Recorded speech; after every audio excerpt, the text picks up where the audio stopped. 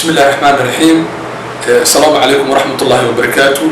مقعي هو دبلوماسي سلطان عبد الله محمود كتر سباحة معهد علومة الدراسات كسياسة وحرب إن شاء الله أنا 10 كيلوات عن كدياريو كورس كإنترناشنال ريليشن أو 10 كبور ريال سوق لنا 10 كبور ريال وحن قصوا شرحناي ومحي حرير كعالمي أصلها قوم صوب لوضي iyo waqti intee leeg bay ku qaadatay in xiriir caalami adduunka dhan laga yeesho qodobadaas iyo qodobo kale ayaan ka soo hadalnay hadda ku laaban mayno insha Allah waxaan soo dhigay barteena YouTube-ka hadda waxaan rabnaa insha Allah inaynu ka qiimeeyno maada ahaan maxay xambaarsan tahay koorskan international relation koorskan xiriirka caalamiga inta badan wuxuu diiradda saaraa laba qodob qodobka koowaad amniga caalamka oo dhan iyo qodobka labaad oo ah international political economical waxa la yiraahdo siyaasadda guud ee dhaqaalaha adduunka haddaanu fiirino amniga caalamka oo dhan anagoo ku daraasadeen doona barashada dhanka ammaanka daabulada ciidanka militariga arrimaha diblomaasiyadda khataraha wadamada ka dhex dhalan kara iyo khataraha gobolada ka dhex dhalan kara iyo kuwa qalbaliga aba anagoo ku diyaarin doono daraasaad aad cajiib ah qodobka labaad oo aad ku diiradda saaran waxa kamid ah international political economically oo ah siyaasadda guud ee dhaqaalaha adduunka ka jira oo ay kamid tahay warbixinta dhaqaalaha maaliyadda iswaafajinta dhanka IMF World Bank-ga xiriirka donorska iyo ay la leeyihiin waxa way wadamada ay wax siiyaan iswaafajinta waxa way central bank-ga waxa way dakhliga dawladda revenue-ga iyo kharashaadka ka baxa haddii deficit jiro iyo haddii kalaba waxyaalahaas oo dhan lagu daraasadeen doono heerka uu gaarsiisan yahay dhaqaalaha adduunka in waxyaalahaas oo dhan biograph lagu cabiro iyo xiriirka laba dawladood ay yeelan karaan iyo waxyaalaha la isaga baahan yahay casharadaas ayaan ku daraasadeen doonaa intaan koorsadan ku jirno waxaa jira waxa la yiraahdo hard power ama power waxa la yiraahdo inta waxa maqalnaa wadamo fita power-ka ah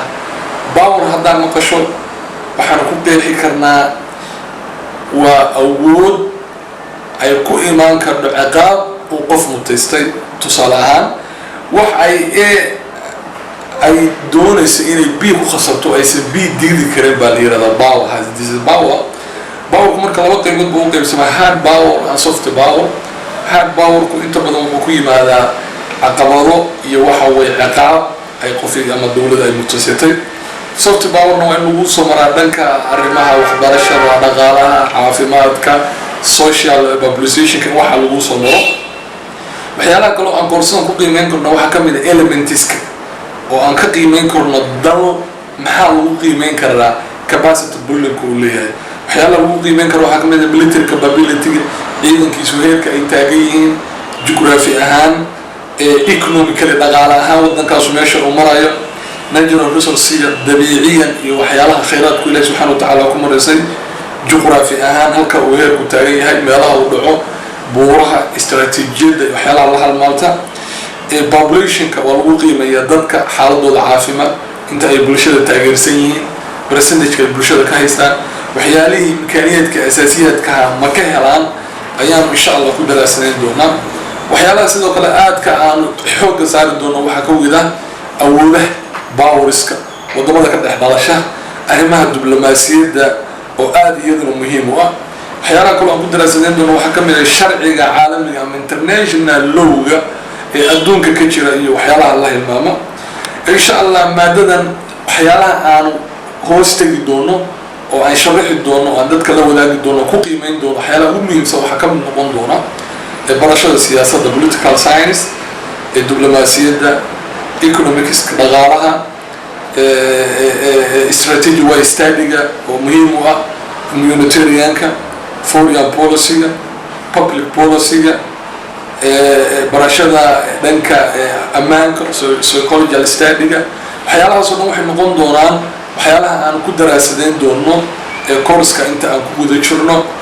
course-kan xiriir caalami haddaan maqasho waa isdhexgal wadareed u dhaxeeya laba bulsho hadaynu fiirino dhanka kale marka aynu ku darno qaaradaha waxyaalaha adduunyaha ka jira waxay noqon karaan واسدحقل ودرات udhaxeeya bulshada caalamka oo dhan waan ku daraasadeen doonaa inta aan ku guda jirno insha Allah maanta intaas ku saabsan yahay mawduuceeni waxaan rajaynaynaa insha Allah 10 iyo 10 la mid inaan idin soo gelin doono barta YouTube iyo Facebook gaba aad iyo aad baa mahadsantahay. Assalamu alaykum.